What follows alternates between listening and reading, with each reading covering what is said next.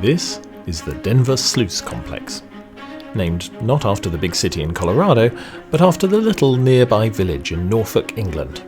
Population about 900 people. But though the village may be small and remote, this area is vital for the survival of the whole of this part of eastern England. You see, the river that it's partially damming here, the curvy river that flows from the bottom right of this shot through the sluice and then towards the top left before heading off into the distance, is the River Great Ooze. We're looking roughly north, and about 11 miles away is the port of King's Lynn, and about 15 miles away is the North Sea. You can see that the sluice separates the browner, muddier, more turbulent and tidal part of the river from the bluer, calmer, non-tidal sections, which originally formed the lifeblood of towns like Ely, Huntingdon and Bedford many miles upriver. And this is important because much of this area is still less than 10 metres above sea level, and for most of history it has been swampy marsh, if not actually underwater. If it weren't for the Denver complex, it would be at risk of returning to that state whenever there were high tides, strong winds and big storms in the North Sea. But in the 17th century, a plan was formed to reclaim huge areas of what was potentially very valuable agricultural land. And the engineer, Cornelius Vermuyden, was brought over from the Netherlands to oversee the project, the Dutch being rather good at this sort of thing.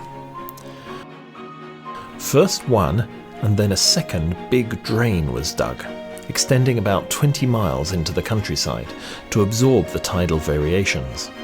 The one on the right is called the Old Bedford River, after the Earl of Bedford, who was one of the initiators and funders of the whole scheme.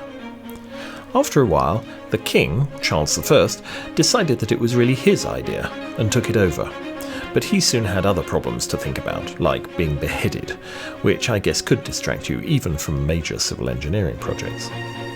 The second channel, on the left, is the New Bedford River, after the original entrepreneurs managed to get it back, and some of the land between them is periodically flooded to absorb excess water and to make a very nice landing spot for many thousands of aquatic birds. Other sluices connected relief channels and cut-off channels and allowed the flow of water from several local rivers to be managed and diverted as far afield as Essex and Bedfordshire. If you visit, it can be hard to work out what's going where, but from above we can start to get an idea of some of the main channels.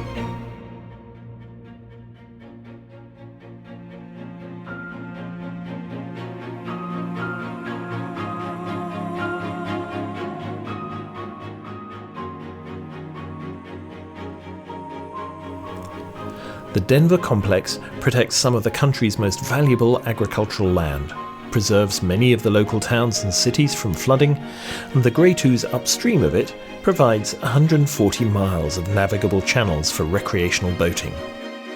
So I, for one, am very grateful for it, and I hope it survives the next 400 years, which I fear may be even more challenging than the 400 it has survived so far.